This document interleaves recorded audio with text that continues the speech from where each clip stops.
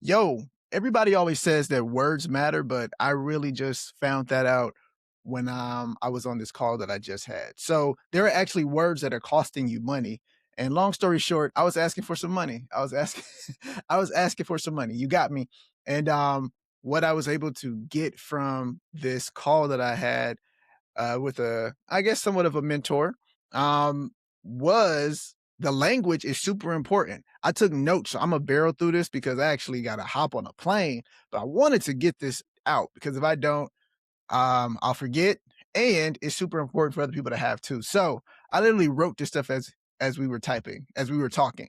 The words you use to describe yourself are costing you money. That's what he told me. Write this down. The words you use to describe yourself is costing you money. So he had me write that down. Um, and yo, so language sets the ceiling for everything. Like before you even walk in the room, there's some things that I didn't necessarily think about, but the language sets the ceiling. He said, so when you call yourself a small business owner, people hear hustle, people hear hustler or hustle. And I kind of pushed back on that because I was like, no, but this whole small business, everybody's marketing the small business owners, banks are marketing the small business owners, everybody's trying to do the small business thing. I don't necessarily see what you mean by that. He said, small business, think about it, Brian, name some things. And I said, okay, small business, you probably got one location and you're like brick and mortar or maybe whatever the case is. You're working small, you're running some parts of the business, et cetera, et cetera. You got your hands in it, but you're dialed in. But that could be $1 million business. It could be $100,000 business. It could be $1,000 a month business. I don't know. But he said exactly like they hear one location, one operation, and elbow grease, hustle.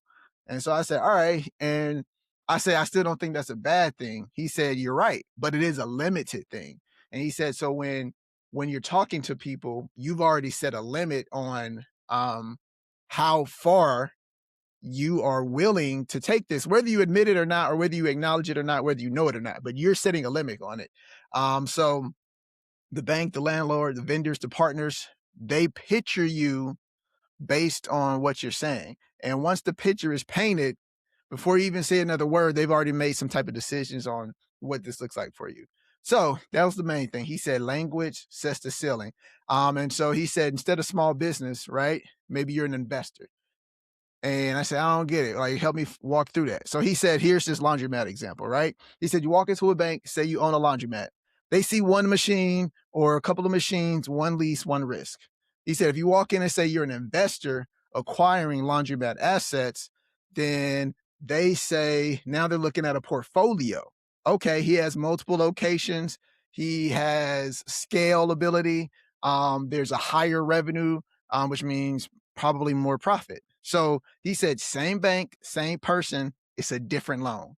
You too, same business owner, same goal to get a loan, but it's a different loan. And he said nothing changed except for the language. And I thought about that, and I said, okay, but actually not just a language thing; it's a mindset thing or a mind shift. And so he said, well, you got to shift your mind to use different language. So I said, all right, cool, cool, cool.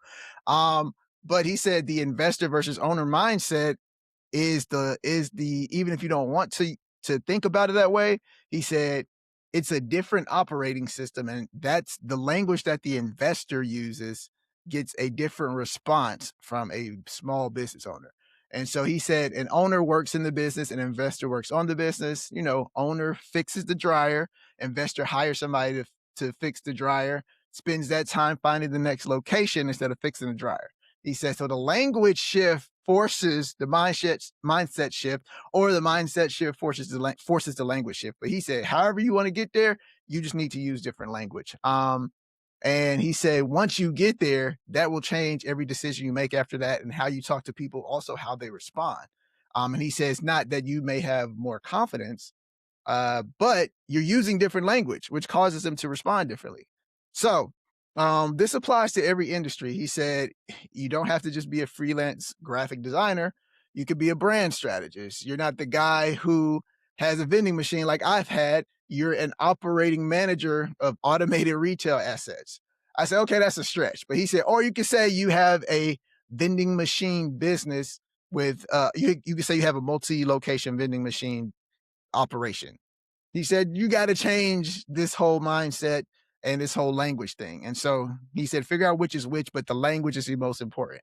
So even if you learn to use coded language and don't change your mind, he said, you got to do it. And that was it, man. It's just, he said, it's just completely different conversations. You're not a handyman, you're a property maintenance contractor, same work, but even if you're doing the work, it allows them to treat you different. And so here's the thing, nobody, from what I got from that conversation, nobody's like telling you something that you're not. And you're not telling people things that you're not. But you got to grow into the language of where a business can go in order for banks and and I guess investors or people who loan money to really um be able to see the vision that you want, because they're also looking for a return on their investment and not just a simple return. Okay, I give you $1,000, you give me $1,100 back. They want real rates of return. They want real stickiness. And so for me, that's what I learned. He said, you got to grow into the language that people use for business.